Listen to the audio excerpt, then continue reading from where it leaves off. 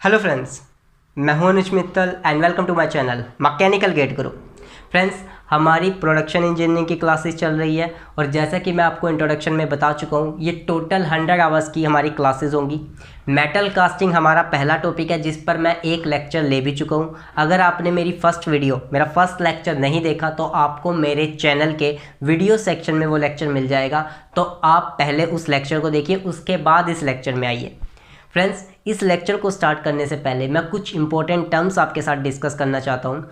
कुछ important terms जो आपके written exam point of view से नहीं बल्कि आपके इंटरव्यू पॉइंट ऑफ व्यू से काफ़ी इंपॉर्टेंट है, जो आपसे इंटरव्यू में पूछे जाने के काफ़ी ज़्यादा चांसेस होते हैं और बच्चों को इन बेसिक क्वेश्चंस के आंसर तक नहीं पता। देखिए, क्वेश्चन क्या है कि आपको what is the difference between production engineering and manufacturing engineering, कि प्रोडक्शन और मैन्युफैक्चरिंग के बीच में डिफरेंस क्या है। तो basically manufacturing is the process of converting raw material into the finished good. Raw material को फिनिश्ड गुड में, मतलब रॉ मटेरियल जो आपके पास अवेलेबल है, अगर आप उसे फिनिश्ड गुड में कन्वर्ट करते हो, that is basically the process of manufacturing. और जब आती है बात प्रोडक्शन इंजीनियरिंग की, तो production engineering is basically a value addition process. Production engineering के अंदर आपने जो प्रोडक्ट तैयार किया है मैन्युफैक्चरिंग के थ्रू, उस प्रोडक्ट में जब आप वैल्यू ऐड कर देते हो, that is your production engineering. एक बेसिक सा एग्जांपल जो आपने सुना भी होगा, उसके थ्रू मैं आपको समझाता हूँ कि जैसे फसल होती है, फसल से हम लोग क्या करते हैं, वीट, जो हमारे फार्मर होते हैं, किसान होते हैं, उस फसल से वीट, गेहूं प्रोड्यूस करते हैं। तो उन्होंने क्या किया, रॉ मटेरियल को फिनिश गुड में कन्वर्ट कर दिया, गेहूं में कन्वर्ट कर दिया। लेकिन इस गेहूं की मार्केट वैल्यू इतनी नहीं है। गेहूं मार्केट में कितना आती है, मार्केट में गेहूं का जो प्राइस होता है 15 रुपये किलो, या फिर आप कह लीजिए 20 रुपये किलो, इतना प्राइस होता है। लेकिन आप क्या कर सकते हो, आप इस गेहूं को पीस के आटे में कन्वर्ट कर सकते हो। अब इसी गेहूं की वैल्यू जो हो जाएगी वो 30 रुपये किलो, 32 रुपये, जैसे आशीर्वाद ब्रांड का आटा आता है 32 रुपये किलो आता है, 30 रुपये किलो इतना प्राइस रहता है। तो आपका जो प्राइस है वो इंक्रीज हो गया। आपने उस प्रोडक्ट के अंदर, उस फिनिश्ड गुड के अंदर वैल्यू को ऐड कर दिया, जिससे उसका मार्केट प्राइस बढ़ गया। दिस इज प्रोडक्शन इंजीनियरिंग, इसे प्रोडक्शन इंजीनियरिंग कहते हैं। आपका एग्जांपल देखिए, आप इस वीडियो को देख रहे हैं, आप क्या कर रहे हैं, आप नॉलेज गेन कर रहे हैं, इन्फॉर्मेशन गेन कर रहे हैं। अगर आप डिग्री लेकर पास आउट होते हैं, फ्रेशर हो, तो आपकी मार्केट वैल्यू इतनी नहीं है। आपको मार्केट में जो एक इंजीनियर को जो सैलरी मिलती है 10,000 पर मंथ या 15,000 पर मंथ, इतनी इंजीनियरिंग को, इंडिया में इंजीनियरिंग की बेसिक सैलरी जो फ्रेशर होता है, किसी अच्छे कॉलेज से प्लेसमेंट ना होकर के अगर वो मार्केट में जाकर रिज्यूम वगैरह देता है, तो इतने इसको स्टार्टिंग मिल जाते हैं 15,000 रुपये। अभी मार्केट वैल्यू कम है, लेकिन यही इंजीनियर जब एक्सपीरियंस गेन कर लेता है, जब उसके पास इंफॉर्मेशन होती है, नॉलेज होती है, तो उसी को मार्केट में 50,000 per month, 1 lakh per month, 2 lakh, या फिर आप कह लीजिए, आप इस वीडियो को देखकर जब आप इन्फॉर्मेशन गेन करोगे, आप गेट एग्जाम को क्रैक करोगे, गेट एग्जाम, ईएस एग्जाम को क्रैक करोगे, आपकी मार्केट वैल्यू बढ़ जाएगी। आपको पैकेज मिल सकते हैं, 10 लाख ईयर का पैकेज आपको मिल सकता है, 12 लाख ईयर का 12 लाख साल का आपका पैकेज लग सकता है। तो आपका यहाँ पर प्रोडक्शन हो रहा है, आपके अंदर वैल्यू एडिशन हो रही है, स्किल्स आपकी डेवलप हो रही है। तो अगर आप प्रोडक्ट को, उसकी वैल्यू को बढ़ाते हो, दैट इज़ योर आपकी प्रोडक्शन इंजीनियरिंग। वहीं पर रॉ मटेरियल को कन्वर्ट करना फिनिश में, फाइनल प्रोडक्ट में, दैट इज़ योर मैन्युफैक्चरिंग। आप लोगों की मैन्युफैक्चरिंग ऑलरेडी हो चुके हैं, आप लोग पैदा हो चुके हैं, तो आपकी मैन्युफैक्चरिंग हो चुकी है। अब आपका प्रोडक्शन हो रहा है, आपकी वैल्यू को ऐड किया जा रहा है। ठीक, तो ये है बेसिक डिफरेंस मैन्युफैक्चरिंग और प्रोडक्शन इंजीनियरिंग के अंदर। अब देखिए, जो नेक्स्ट टर्म मैं आपके साथ डिस्कस करता हूँ, मैन्युफैक्चरिंग प्रोसेस के टाइप्स, कि मैन्युफैक्चरिंग प्रोसेस कितनी तरह की होती है। जो मैन्युफैक्चरिंग प्रोसेस होती है वो बेसिकली 3 तरह की होती है। एक होती है हमारे पास ज़ीरो प्रोसेस, एक हमारे पास प्रोसेस होती है नेगेटिव प्रोसेस, और एक प्रोसेस हमारे पास होती है पॉजिटिव प्रोसेस। हाँ जी, 3 प्रोसेस बताइए, zero process, negative process and positive process. Zero process क्या होती है, वो प्रोसेस जिसके अंदर ऑब्जेक्ट का जो मास है वो कांस्टेंट रहता है, mass of the object remain constant, उसके मास में किसी भी तरह का कोई चेंज नहीं आएगा, that is your zero process. Example के लिए casting, metal forming, metal casting, metal forming, ये आपकी ज़ीरो प्रोसेस होती है। मेटल कास्टिंग हम लोग पढ़ रहे हैं, हम लोग देखते हैं कि हम इसमें कोई मटेरियल ऐड नहीं करते। ठीक, वैसे ही हमारी जो मेटल फॉर्मिंग होती है, अगर आप मेटल फॉर्मिंग, अभी मैंने आपको मेटल फॉर्मिंग नहीं बताया, अगर आप एग्जाम्पल के थ्रू, डेली लाइफ के एग्जाम्पल के थ्रू समझना चाहें मेटल फॉर्मिंग को, क्ले होती है, क्ले सैंड, आप उस पर फोर्स लगाकर उसे मनचाही शेप दे सकते हो, दैट इज फॉर्मिंग, इसे फॉर्मिंग कहते हैं। मेटल फॉर्मिंग में हम लोग मेटल पर फोर्स लगाकर उसे मनचाही शेप दे देते हैं, जिस भी शेप में हम उसे ड्रॉ करना चाहते हैं, कन्वर्ट करना चाहते हैं, वो उस शेप में आ जाती है उस पर फोर्स लगाकर। तो that is basically metal forming process, यही होती है मेटल फॉर्मिंग। तो ये आपकी जीरो प्रोसेस के अंडर आती है। तो ये प्रोसेस आपकी जीरो प्रोसेस कहलाती है, जिसमें आपका ना तो मास चेंज होता है, जिसके अंदर आपका मास चेंज नहीं होता, mass remain constant, that is zero process. अगली प्रोसेस पॉजिटिव प्रोसेस की बात करूं तो जैसे कि आपकी जॉइनिंग प्रोसेस हो गई, वेल्डिंग, आपकी रिवेटिंग हो गई, नट एंड बोल्ट हो गए। वेल्डिंग में आप क्या कर रहे हो, दो अलग अलग मटेरियल को जोड़ रहे हो, उन्हें जोड़ दिया, मास बढ़ गया, मास इंक्रीज हो रहा है, जॉइन हो रहा है। रिवेटिंग में आप क्या कर रहे हो, दो प्लेट के बीच में आपने रिवेट लगा दिया, दो प्लेट के बीच में रिवेट लगाओगे, ये आपकी रिवेटिंग प्रोसेस हो गई। आप नट एंड बोल्ट के थ्रू भी आप दो कंपोनेंट्स को जोड़ देते हो, ठीक, वहां पर भी आपका मास एडिशन हो रहा है। Nut and bolt temporary joint होता है, वेल्डिंग आपका परमानेंट जॉइंट होता है, welding is a permanent joint, आपका nut and bolt temporary joint हो गया। तो ये आपकी एक कैसी होगी, पॉजिटिव प्रोसेस। अब आती है नेगेटिव प्रोसेस। जितनी भी मशीनिंग होती, पहले तो नेगेटिव प्रोसेस देखते हैं कि जो मास होता है ना नेगेटिव प्रोसेस में, वो आपका डिक्रीज होता है। पॉजिटिव प्रोसेस में मास बढ़ता है, जीरो प्रोसेस में मास कांस्टेंट होता है, लेकिन नेगेटिव प्रोसेस में मास डिक्रीज हो जाता है। जैसे कि मशीनिंग, जितनी भी मशीनिंग है, मशीनिंग प्रोसेस होती है, सब में मास रिड्यूस होता है। चिप्स की फॉर्म में जो मटेरियल है निकलता है, मशीनिंग पढ़ाऊंगा उसमें अच्छे से देखेंगे, चिप्स की फॉर्म में मटेरियल निकल रहा होता है, तो मास क्या होता है, मास रिड्यूस होता है मशीनिंग प्रोसेस में। आपकी ग्राइंडिंग हो गई, ड्रिलिंग हो गई, ये सब आपकी क्या है, मटेरियल रिमूवल प्रोसेस होती है, जिसमें आप मास को निकालते हो in the form of chips की फॉर्म में मटेरियल बाहर आता है तो मास डिक्रीज होता है। तो ये होती है मैन्युफैक्चरिंग प्रोसेस के 3 types. Number 1 zero process, number 2 positive process and number 3 negative process. तो फ्रेंड्स आई होप आपको समझ में आ गया होगा। अगर आपको डाउट है कमेंट बॉक्स में मेंशन कर देना, और आप मेरे ग्रुप को, व्हाट्सएप ग्रुप को ज्वाइन कर सकते हो, जहां पर आप मुझसे अपनी डायरेक्ट क्वेरी, जहां पर आपको अपडेट्स मिलते रहेंगे, जहां पर आप कोई भी क्वेरी मुझसे पूछना चाहते हो वीडियो के रिगार्डिंग कि नेक्स्ट वीडियो कब आएगी, या फिर आपको अपडेट्स चाहिए, उसमें मैं पोस्ट करता रहता हूं। तो आपको यहाँ पर स्क्रीन पे मेरा नंबर आ रहा होगा, तो आप इस नंबर पर मुझे मैसेज कर सकते हैं, मैं आपको व्हाट्सएप ग्रुप में ज्वाइन कर लूँगा। चलिए फ्रेंड्स, अब शुरू करते हैं हमारी मेटल कास्टिंग। देखिए मेटल कास्टिंग के बारे में मैं ऑलरेडी आपको बता चुका हूँ, डिस्कस कर चुका हूँ कि मेटल कास्टिंग होती क्या है। अब जो कास्टिंग के अंदर बेसिकली 4 स्टेप्स, कास्टिंग में हमारे 4 स्टेप्स इन्वॉल्व होते हैं। सबसे पहला स्टेप क्या है फ्रेंड्स, सबसे पहला जो स्टेप होता है वो होता है हमारा preparation of mould and pattern. हमें क्या करना होता है, मोल्ड को तैयार करना होता है, हमें पैटर्न को तैयार करना होता है। हाँ जी, पैटर्न क्या होता है, pattern is the replica of the material to be cast. जो भी चीज़ आपको बनानी है, जो भी चीज़ आपको बनानी है, पैटर्न उसका रेप्लिका होता है, एग्जैक्ट रेप्लिका नहीं होता। पैटर्न का साइज थोड़ा अलग होता है, थोड़ा कम या ज़्यादा होता है, ठीक। हाँ जी, मोल्ड क्या बताया था, मोल्ड क्या होता है, mould is basically a previously prepared cavity, एक सांचा है जिसके अंदर हम मोल्टन मेटल को पोर करते हैं।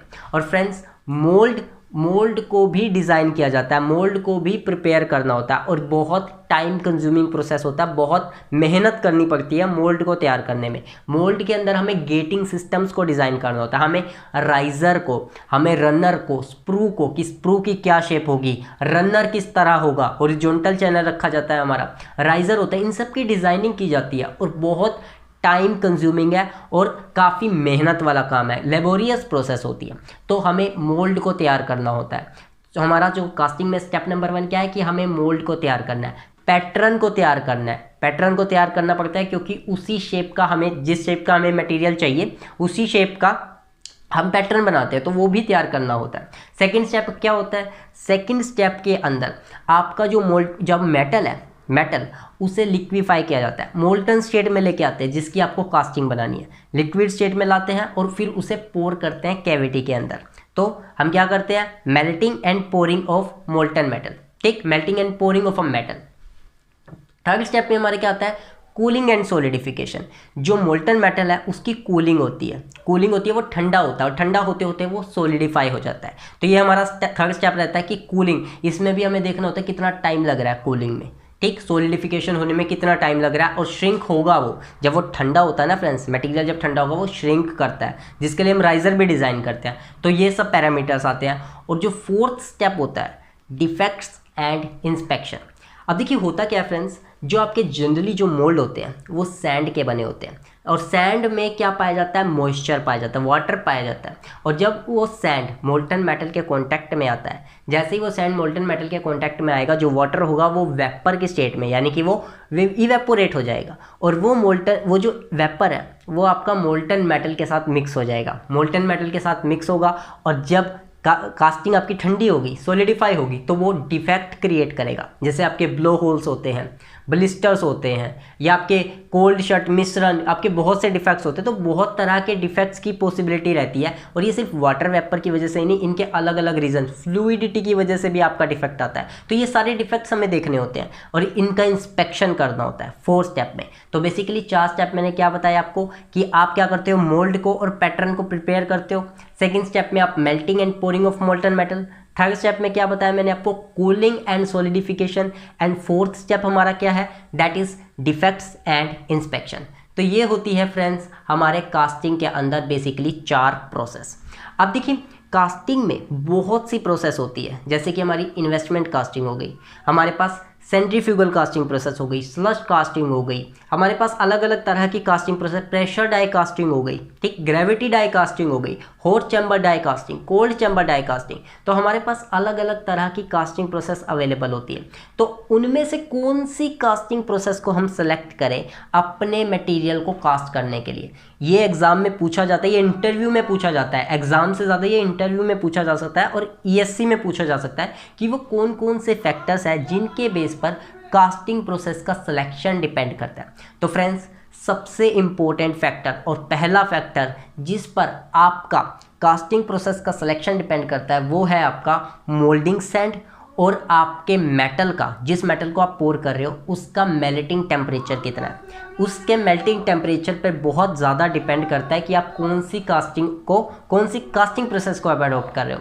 फ्रेंड्स एग्जांपल के लिए मैं अगर बात करूं, जैसे कि आपका जो मोल्टन मेटल है उसका टेम्परेचर, जो आप मोल्टन मेटल पोर कर रहे हो उसका टेम्परेचर बहुत ज़्यादा है, बहुत हाई है, और आपका सैंड मोल्ड, आप सैंड मोल्ड ले रहे हो, वो उस मोल्टन मेटल के टेम्परेचर को बियर ही नहीं कर पा रहा। आपका जो मोल्ड है, मोल्ड वो पिघल जाता है, सैंड का बनाया हुआ आपने मोल्ड है, वो उस टेम्परेचर को बियर नहीं कर पा रहा जिस टेम्परेचर पर आपने मोल्टन मेटल पोर किया, और वो क्या होगा, वो आपका पिघल जाएगा, मेल्ट कर जाएगा। तो आपका पूरा का पूरा मोल्ड खराब हो गया, आपको कास्टिंग ही नहीं मिलेगी जो आपको चाहिए। ठीक, तो आप क्या करोगे इसके लिए, आप सिरामिक का मोल्ड यूज़ करते हो, सिरामिक का मोल्ड आप बनाओगे। सिरामिक एक रिफ्रैक्टरी मटेरियल होता है जो हाई टेम्परेचर को बियर कर सकता है। बेसिकली हम लोग इन्वेस्टमेंट कास्टिंग के अंदर हम सिरामिक मोल्ड को यूज़ करते हैं। तो पहला फैक्टर क्या हो गया कि मोल्डिंग सैंड और जो हम मोल्टन मेटल को पोर कर रहे हैं उनका मेल्टिंग टेम्परेचर कितना है। मोल्डिंग सैंड और मोल्टन मेटल का जो मेल्टिंग टेम्परेचर है, जिस पे वो मेटल है जो वो पिघला है, उसके टेम्परेचर पे, मेल्टिंग पॉइंट टेम्परेचर पे बहुत हद तक डिपेंड करता है आपका कास्टिंग प्रोसेस का सिलेक्शन। सेकंड क्या है फ्रेंड्स, सेकंड है कफिशिएंट ऑफ थर्मल एक्सपेंशन। हाँ जी, कफिशिएंट ऑफ थर्मल एक्सपेंशन। अगर आप मेटल का मोल्ड ले रहे हो तो उसका अल्फ़ा ज़्यादा होगा उसका। अब अगर आप मोल्टन मेटल पोर कर रहे हो जिसका मेल्टिंग टेम्परेचर बहुत ज़्यादा था, ऐसा मेटल आप उसके अंदर पोर कर रहे हो जिसका मेल्टिंग टेम्परेचर बहुत ज़्यादा था, तो आपके मोल्ड का अल्फ़ा अगर ज़्यादा होगा, यानी कि अगर वो मेटल का मोल्ड होगा, अल्फ़ा ज़्यादा होगा, तो वो ज़्यादा एक्सपेंड करेगा तो आपकी कैविटी ख़राब हो जाएगी। जो आपने कैविटी जिस शेप की तैयार किया, आपकी उस शेप की कैविटी नहीं रहेगी। दूसरा क्या है कि अगर उस मोल्ड को एक्सपेंड होने की जगह ना मिली तो वो मोल्ड टूट भी सकता है।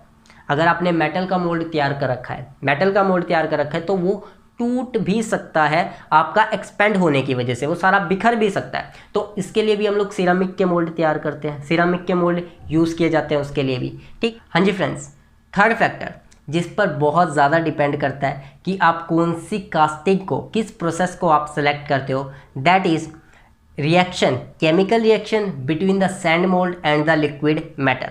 देखिए जो सैंड होता है, सैंड उसकी जो कंपोजिशन होती है, उसके अंदर जो मोल्ड होता है ना सैंड का, उसके अंदर क्ले पाया जाता है, सैंड SiO2 पाया जाता है, उसके अंदर पाया जाता है वाटर, और उसके अंदर होते हैं एडिटिव्स।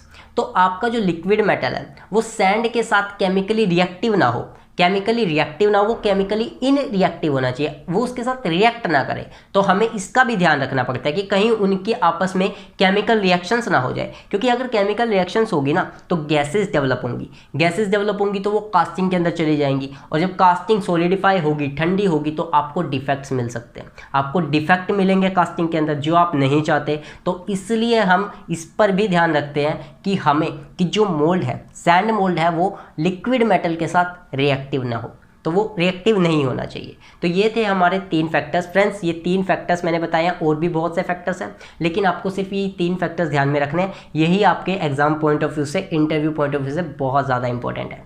चलिए फ्रेंड्स, अब बात करते हैं एडवांटेजेस ऑफ कास्टिंग, कि हमारे पास हम जो कास्टिंग प्रोसेस है उसके हमें फ़ायदे क्या है over the other process. Advantages of casting over the other processes. तो देखिए, एडवांटेज नंबर 1, सबसे पहला जो एडवांटेज है, large size objects can be produced by casting only.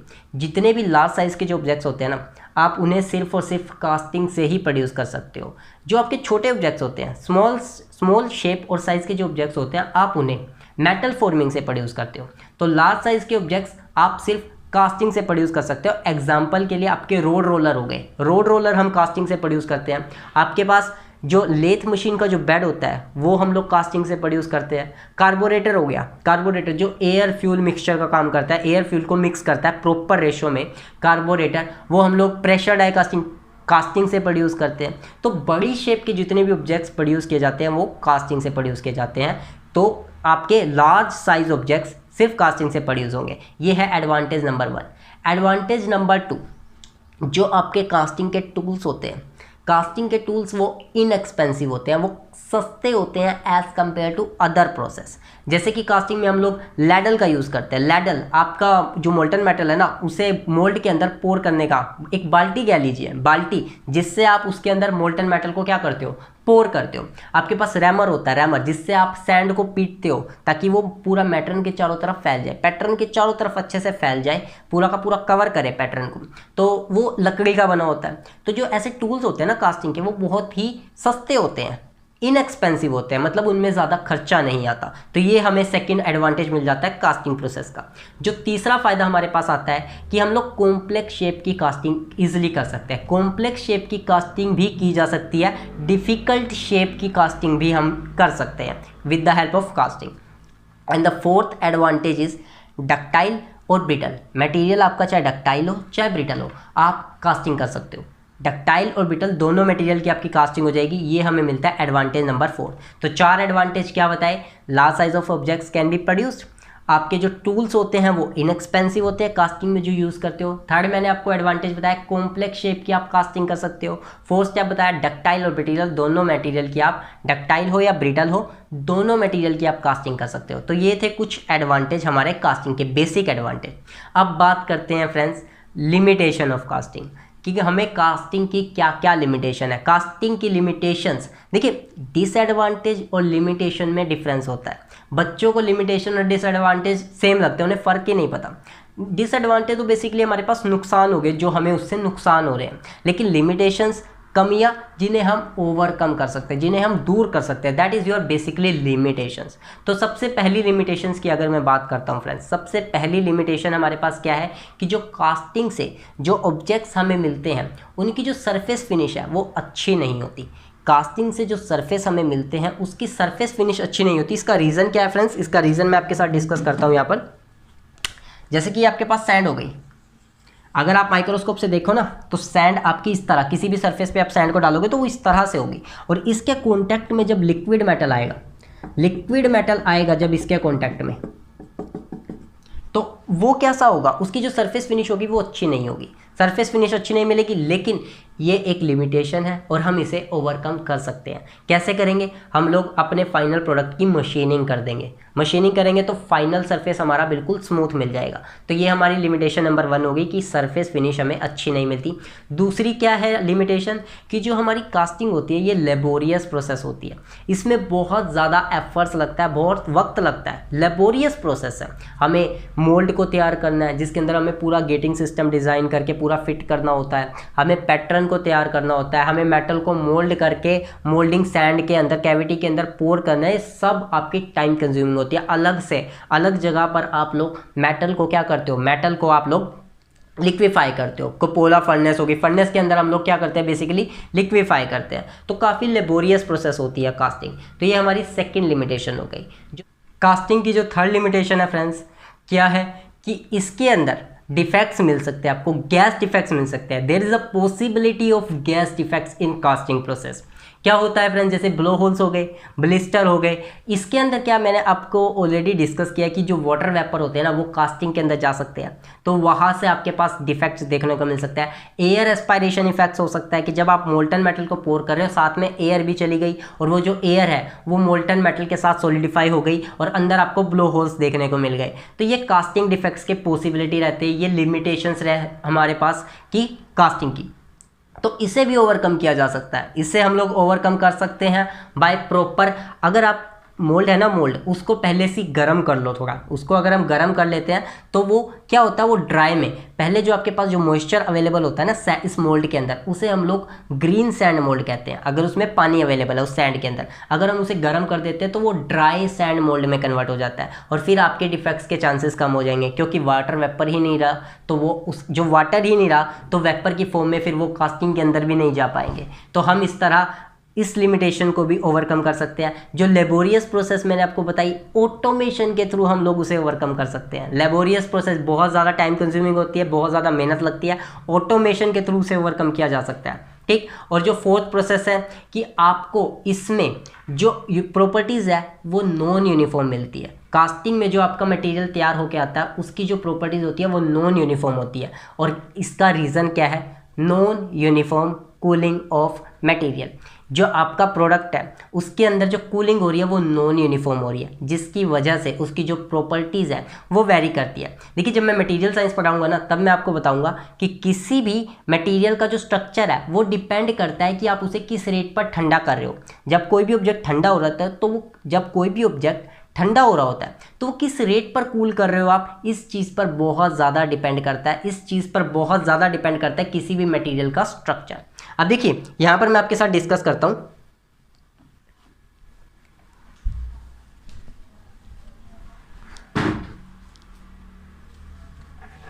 यहाँ पर देखिए नॉन यूनिफॉर्म कूलिंग मैं आपके साथ डिस्कस करता हूँ। होता क्या है, देखिए सपोज कीजिए ये आपका मोल्ड हो गया, ये आपका मोल्ड हो गया जो सैंड का मोल्ड है। अब इसके कॉन्टैक्ट में मोल्टन मेटल आया, यहाँ पर ध्यान से देखिएगा, इसके कॉन्टैक्ट में आ गया मोल्टन मेटल, ये सब मोल्टन मेटल है। अब ये जो मोल्टन मेटल इस साइड का होगा, ये वाले इस वाले रीजन का जो मोल्टन मेटल होगा, ये अपनी हीट को तेजी से लूज करेगा।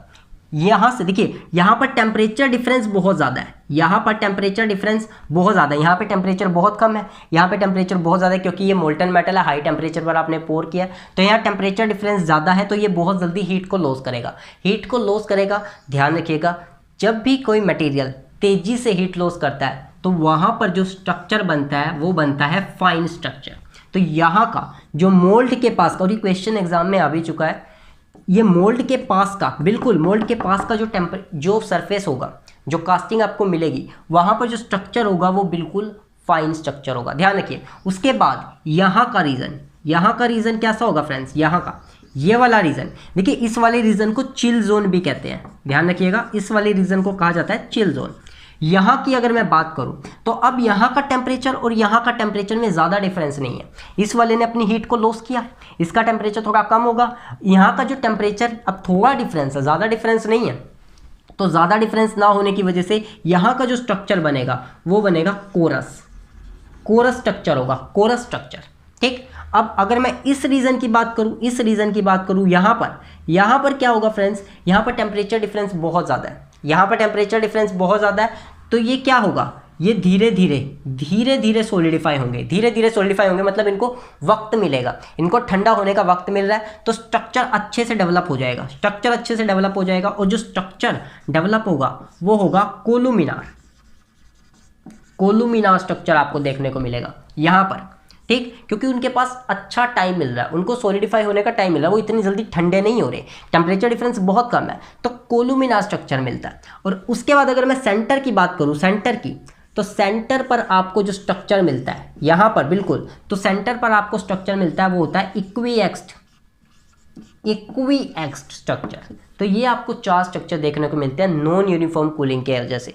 नॉन यूनिफॉर्म कूलिंग मतलब जो मोल्टन मेटल बिल्कुल मोल्ड के कांटेक्ट में है वो तो अपनी हीट जल्दी लूज करेगा, उसके साथ वाला थोड़ी देर में हीट लूज करेगा, उसके साथ वाला थोड़ी देर में, और उसके साथ वाला बिल्कुल देर में। यहाँ पर आप बिल्कुल सेंटर पर ही आ चुके हो, मोल्टन मेटल के सेंटर पर आ चुके हो। तो सेंटर पर आपको इक्वीएक्स स्ट्रक्चर देखने को मिलता है, उसके साथ आपको कोलुमिनार, देन आपको कोर्स, और जो मोल्ड के बिल्कुल कॉन्टैक्ट में है वहाँ पर आपको फाइन स्ट्रक्चर देखने को मिलता है। फाइन स्ट्रक्चर तब बनता है जब कोई ऑब्जेक्ट बहुत तेजी से अपनी हीट को लॉस करता है। ठीक, तो ये ध्यान में रखिए आप। तो ये हमें क्या होती है फ्रेंड्स, नॉन यूनिफॉर्म कूलिंग की वजह से। जो अब मैंने आपको क्या बताया कि किसी भी मटेरियल का जो स्ट्रक्चर है, किसी भी मटेरियल का स्ट्रक्चर है वो डिपेंड करता है कि उसकी रेट ऑफ कूलिंग क्या थी। तो यहाँ पर रेट ऑफ कूलिंग अलग अलग है, तो स्ट्रक्चर भी अलग अलग मिल रहे हैं। तो नॉन यूनिफॉर्म प्रॉपर्टीज़ आपको मटेरियल के अंदर मिलेगी, जो आपका फाइनल प्रोडक्ट मिलेगा उसके अंदर नॉन यूनिफॉर्म प्रॉपर्टीज़ होगी। इससे भी ओवरकम कर सकते हैं। कैसे करेंगे? हीट ट्रीटमेंट के थ्रू। हम लोग हीट ट्रीटमेंट के थ्रू, जो मटेरियल साइंस है उसमें हम लोग पढ़ेंगे हीट ट्रीटमेंट क्या होती है। हीट ट्रीटमेंट के थ्रू हम लोग ये नॉन यूनिफॉर्म प्रॉपर्टीज़ है इनको हम लोग ठीक कर सकते हैं। ठीक, तो हीट ट्रीटमेंट हमारी यूज़ की जाती है इस लिमिटेशंस को ओवरकम करने के लिए। अब देखिए फ्रेंड्स, चलिए फ्रेंड्स, नेक्स्ट इंपॉर्टेंट टॉपिक जो आपके इंटरव्यू पॉइंट ऑफ व्यू से, आपके written exam point of view से, और आपका थ्योरेटिकल हो या न्यूमेरिकल, दोनों पॉइंट ऑफ व्यू से बहुत ज़्यादा इंपॉर्टेंट है, and that is allowances. Allowances के बारे में डिस्कस करते हैं। देखिए, जब मैंने आपको पैटर्न के बारे में बताया था ना, तो पैटर्न क्या बताया था? Pattern is the replica of the part to be cast. जो भी चीज़ आपको बनानी है पैटर्न उसका रेप्लिका होता है, लेकिन एग्जैक्ट रेप्लिका नहीं होता। जो भी चीज़ आपको बनानी है पैटर्न का साइज थोड़ा अलग होता है, थोड़ा कम या ज़्यादा होता है, पर काफ़ी हद तक उससे मिलता जुलता होता है। तो पैटर्न के अंदर मतलब मॉडिफिकेशंस होती है। तो pattern is the replica of the part to be cast with some modifications. उसके अंदर कुछ मॉडिफिकेशंस की जाती है, और वो मॉडिफिकेशंस क्या होती है? Allowances and core print. Core print के बारे में मैं ऑलरेडी आपको बता चुका हूँ कि ये प्रोजेक्शंस होते हैं पैटर्न के ऊपर, जो कोर को सपोर्ट करने के लिए बनाए जाते हैं मोल्ड के अंदर। आप पैटर्न पर प्रोजेक्शन बनाते हो, एक उभरा हुआ हिस्सा होता है जो मोल्ड के अंदर जाके वो बिल्कुल प्रिंट कर देता है, और वहाँ पर आप कोर को सपोर्ट कर देते हो। अब बात आती, तो ये होता है कोर प्रिंट। अब बात आती है अलाउंसेस की। देखिए होता क्या है, एक बात ध्यान रखिए, जो आप मोल्टन मेटल को आप क्या कर रहे हो, आप एक जिस मेटल की आप कास्टिंग कर रहे हो उसे आप लिक्विफाई कर रहे हो, मोल्टन स्टेट में लेके आ रहे हो। सपोज कीजिए किसी मटेरियल का आप जिसकी कास्टिंग कर रहे हो उसका जो मेल्टिंग टेम्परेचर है वो है 1500 डिग्री सेल्सियस, 1500 डिग्री सेल्सियस पर आप उसे क्या कर रहे हो? मेल्ट कर रहे हो। ठीक, वो इतने टेम्परेचर पर पिघल जाता है, लेकिन आप 1500 पे करके नहीं छोड़ते, आप इसे थोड़ा सा ज़्यादा हीट करते हो, इसे ज़्यादा और टेम्परेचर पर लेके जाते हो। लगभग मैं क्या देता हूँ 1700 डिग्री सेल्सियस।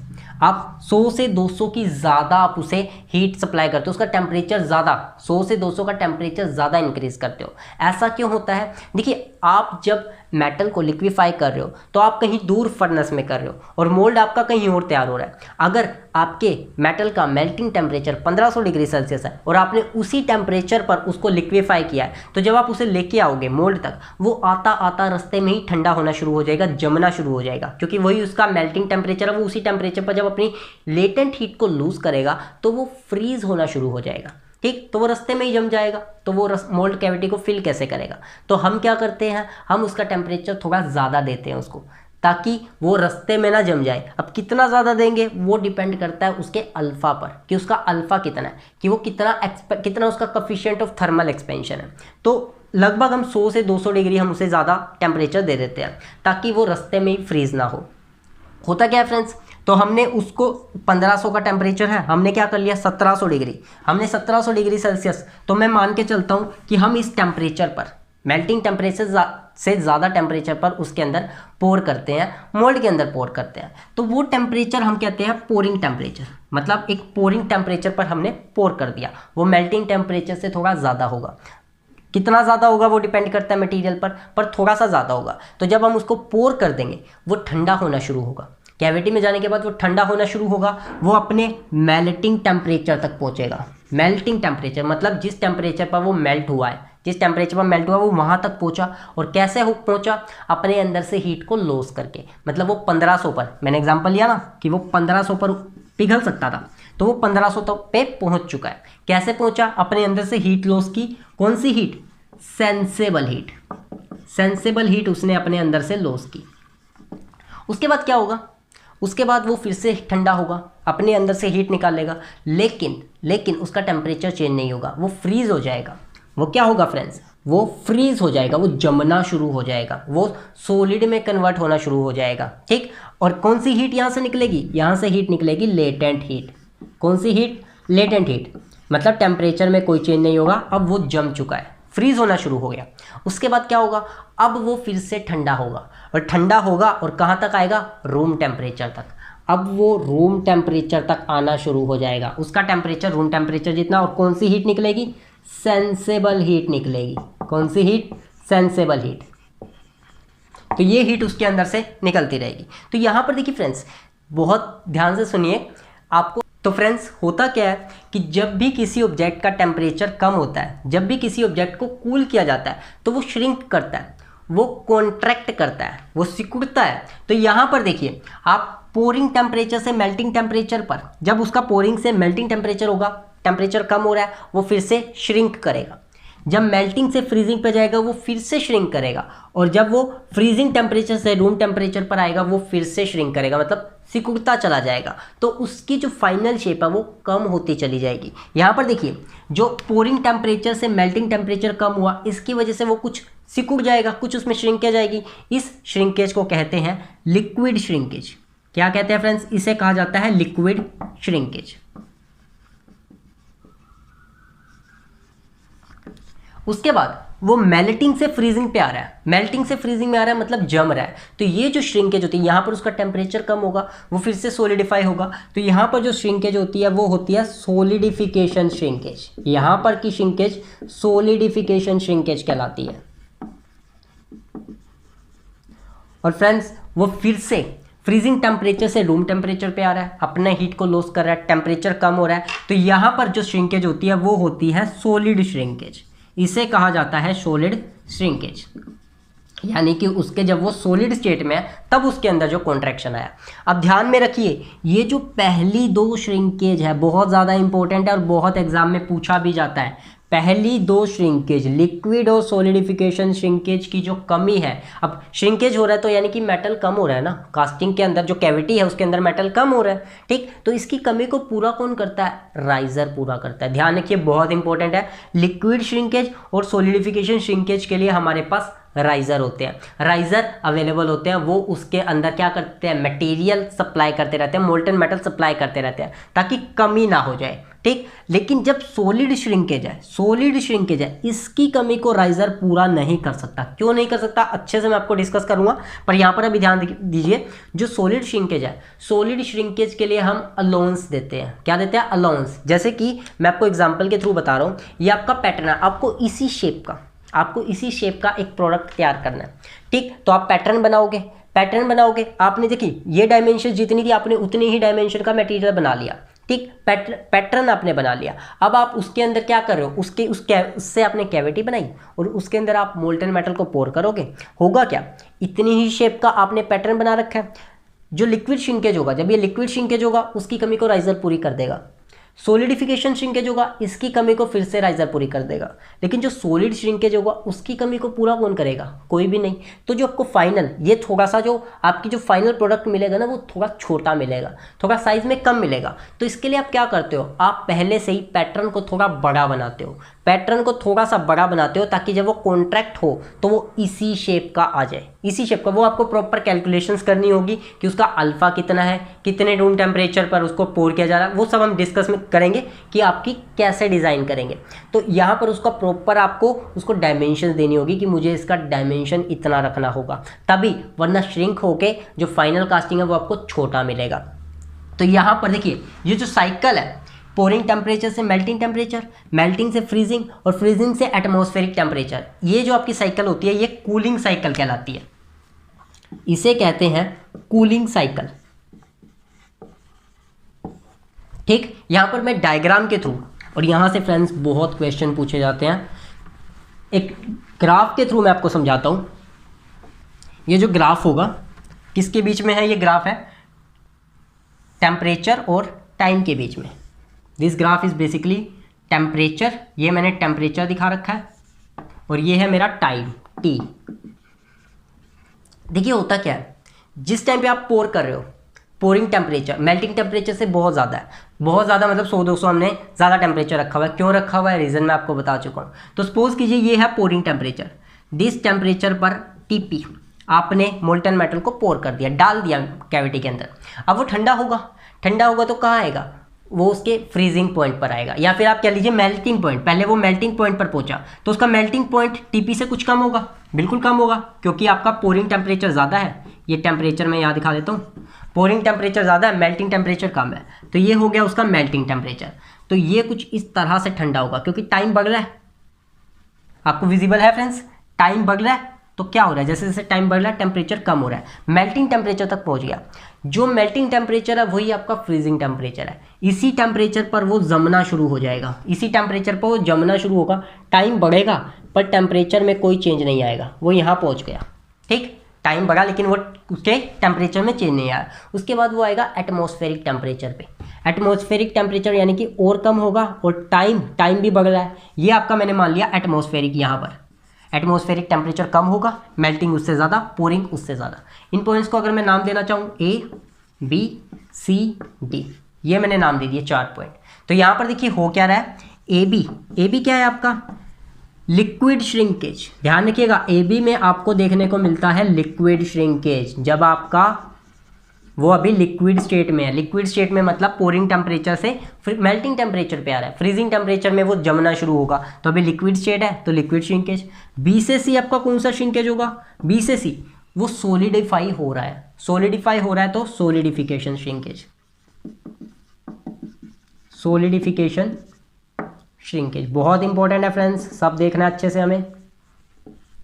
और ये जो आपका सी से डी है, सी से डी अब वो सॉलिड हो चुका है, सॉलिड हो चुका है, वो रूम टेम्परेचर पे आ रहा है।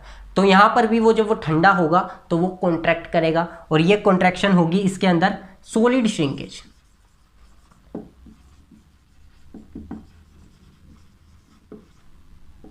ये आपको देखने को मिलेगी। तो ये 3 श्रिंकेज आपको देखने को मिलेगी। पहली 2 श्रिंकेज को कवर करेगा आपका riser. Riser will take care these 2 shrinkage. Exam में क्वेश्चन आता है, क्वेश्चन क्या आता है कि आपका जो लिक्विड श्रिंकेज है, आपका एग्जाम में देखिए किस तरह आता है। जो आपका ये डायग्राम आप नोट कर लीजिए फ्रेंड्स, एग्जाम के लिए बहुत इंपॉर्टेंट है। तो क्वेश्चन एग्जाम में आता है कि जो आपका लिक्विड श्रिंकेज है वो है आपका 3%, लिक्विड श्रिंकेज 3% है, और जो आपका सोलिडिफिकेशन श्रिंकेज है वो है आपका 5%, सोलिडिफिकेशन श्रिंकेज 5%, और जो आपका सॉलिड श्रिंकेज है, सॉलिड ये मैं लिख देता हूँ, ये है आपका लिक्विड श्रिंकेज, लिक्विड, ये है आपका सोलिडिफिकेशन वाला, और आपका जो सॉलिड श्रिंकेज है, सॉलिड श्रिंकेज वो मैंने ले लिया 7%, 7% सॉलिड है। तो आपको बताओ कि राइजर कितने % श्रिंकेज कर रहा है, कितनी कमी को पूरी कर रहा है, कितनी % कमी को पूरी कर रहा है, तो वो पहली 2 कमी यानी कि 8%, 8% की कमी जो पूरी कर रहा है वो कौन कर रहा है, राइजर कर रहा है। तो आपको ये ध्यान में रखना है, बहुत ज़्यादा पूछा जाता है। और ये है हमारी कूलिंग साइकिल।